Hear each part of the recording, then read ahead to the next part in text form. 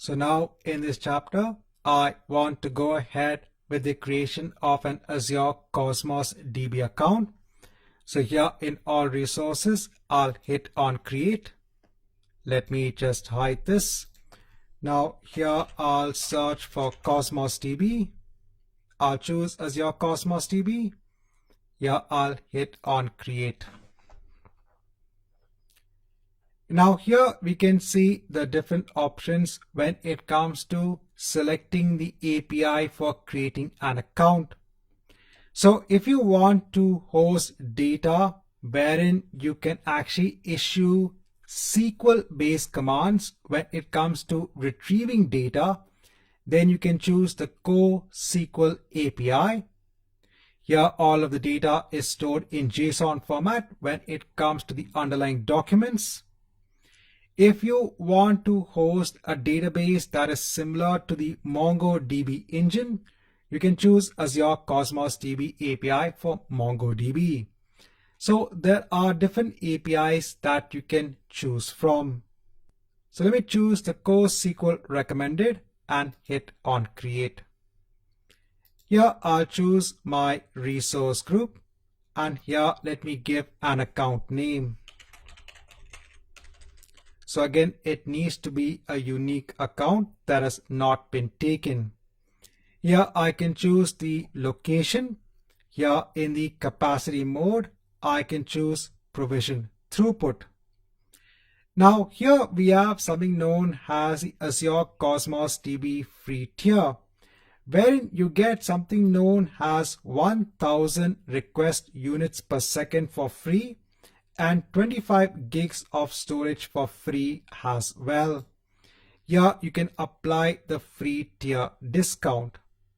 So when it actually comes on to the costing for Azure Cosmos DB, when you're looking at something known as provision throughput, here you are charged based on something known as RUs or request units. So you are not charged separately in terms of the CPU and the memory and the IOPS, etc. All of that is bundled as a measure known as request units, and you are charged based on that.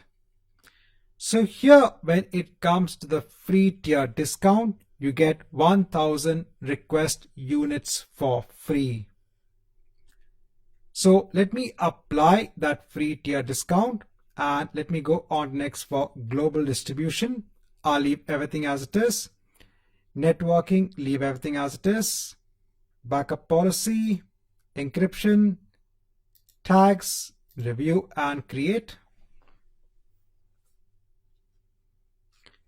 And here let me hit on create. This will just take a couple of minutes.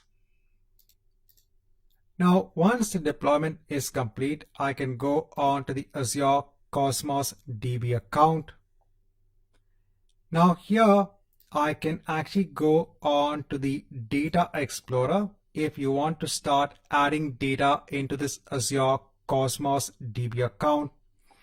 Now here you can see that with this service, you didn't need to provision any infrastructure, no servers, nothing.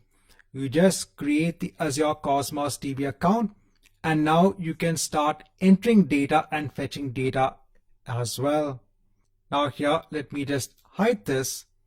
And here I need to create something known as a new container.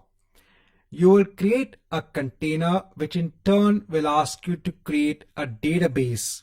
So first you'll have the database and within that you can create multiple containers.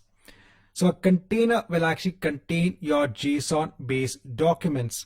So if you compare this with a traditional SQL database, here the database corresponds onto a SQL database and the container is like having a table in a SQL database. And the different items that you have in a container can correspond to the different rows that you have within a table in a SQL database. So here let me choose a new container. So here I first need to give a name for my database. Here I can leave all the options as they are. Let me scroll down.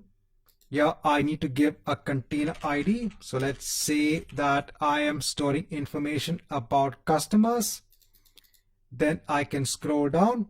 Now here I need to give the partition key.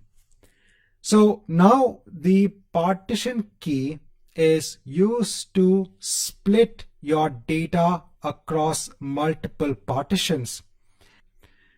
So now when companies actually use the Azure Cosmos DB service, when they create an Azure Cosmos DB account, they might be storing millions of items within a database within a container. If you want to easily search for an item, you can tell Cosmos DB, please split my items into different partitions.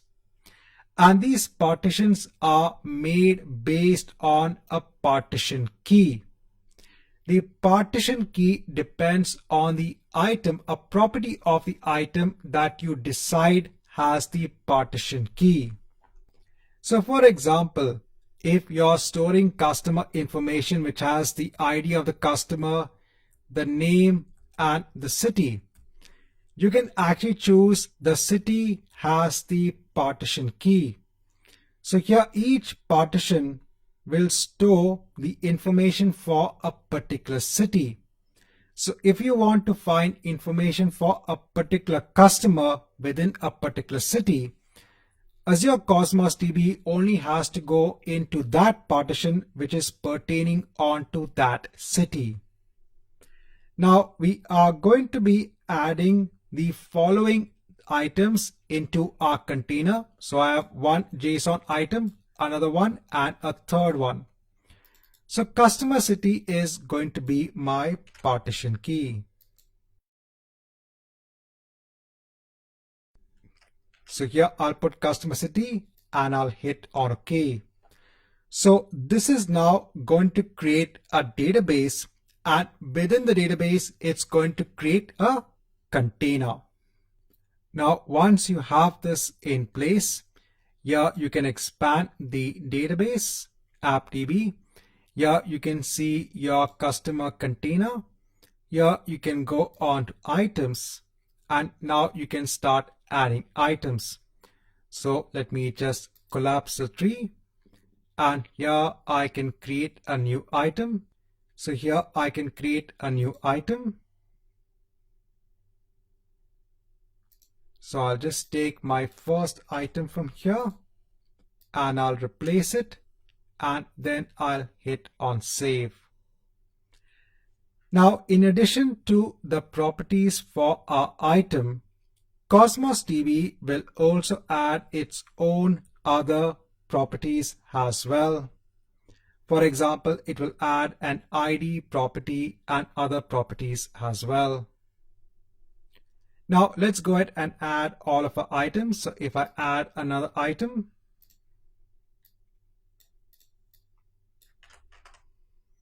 so I'll just replace it here. I'll hit on save. I'll create a new item.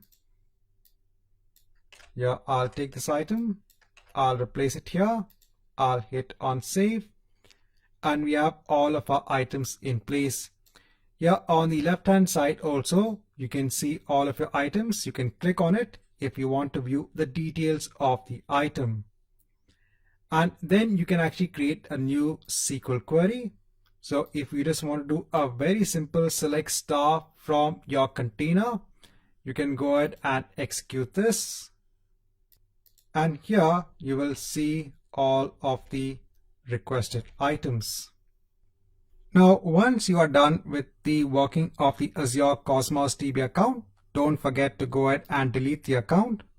Here you have to go ahead and give the account name. So let me just copy it from here, place it here, and hit on delete. So now it is deleting the account. Right, so in this chapter, I just want to show you how you can start working with Azure Cosmos DB.